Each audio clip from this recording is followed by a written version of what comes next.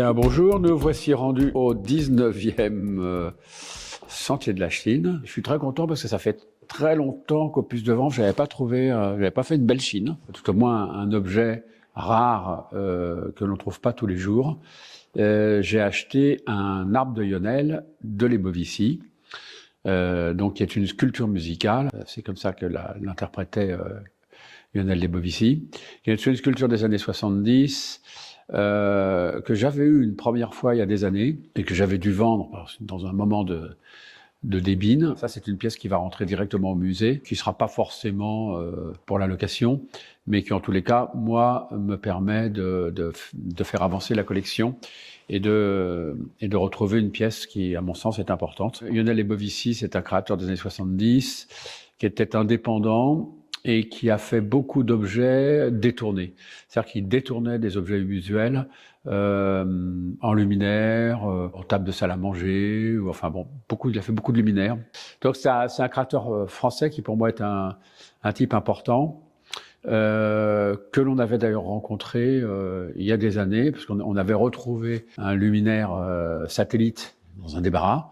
Et en fait, je pense que le socle en métal, qui était très très lourd, était tombé au fond de la poubelle, ce qui fait qu'on n'avait pas pu le récupérer. Et donc on était allé voir Lionel dans son atelier rue du Dessous des Berges, et il nous avait effectivement confirmé que cette lampe était bien à lui. Et l'enfoiré nous avait vendu un petit socle pour faire le socle, 1500 balles quand même. Il perdait pas le nord, le mec. Mais bon, enfin, en tous les cas, ça nous avait permis de le connaître.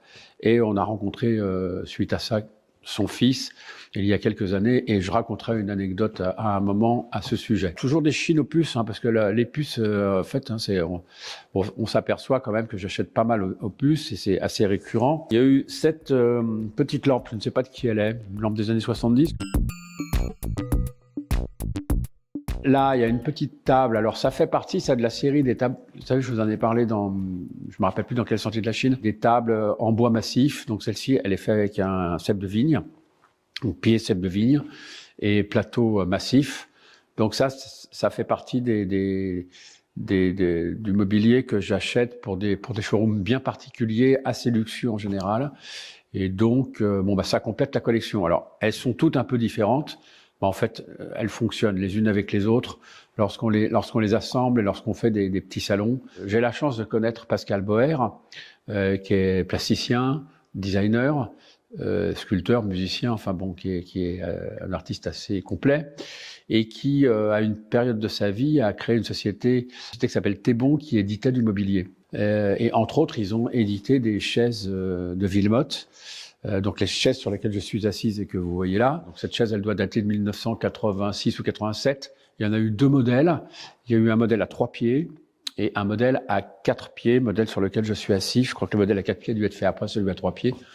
Probablement parce que le 3 pieds, c'est pas très stable. Jacobsen avait fait des chaises fourmis à 3 pieds aussi, et ils sont passés à 4 pieds. Donc je pense que le 3 pieds, c'est très joli, mais ça pose un problème de stabilité et donc, par voie de conséquence, de sécurité. Toujours Vanves. Chez Thierry, alors un psyché des années 80, c'est un petit côté mode. Donc ça, j'ai acheté ça à Thierry Colson, qui est un marchand que j'aime bien, dont je vous ai déjà parlé.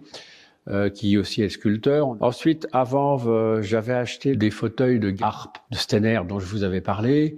Et donc, le marchand qui m'avait vendu ces fauteuils était avait d'autres choses, avait acheté d'autres choses sur cette adresse, et entre autres ce lit. Alors, je ne sais pas du tout de qui c'est ce lit, mais en tous les cas, c'est pareil, il est bien dessiné. Et je pense que voilà, c'est un petit lit des années 50-60. Un peu reconstruction dans l'esprit, et avec des formes sobres, simples, comme j'aime. Ensuite, on a acheté aussi des petits fauteuils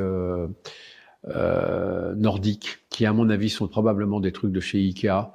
Enfin, en tous les cas, ça ressemble beaucoup à Ikea.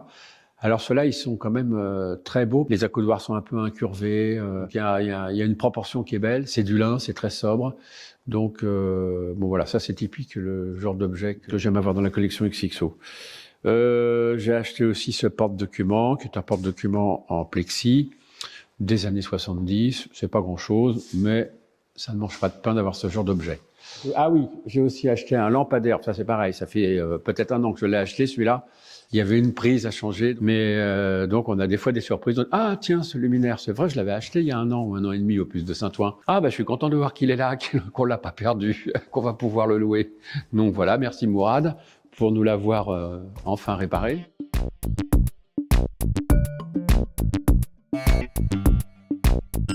Donc bon, alors maintenant, comme d'habitude, maintenant vous êtes habitués, je vais vous parler d'un livre de documentation. Alors là, c'est très très rare que je parle de catalogue de vente. C'est pas des références documentaires, il y a souvent des erreurs. Moi, j'aurais tendance à me méfier, surtout quand il y a des choses à l'intérieur que je ne connais pas.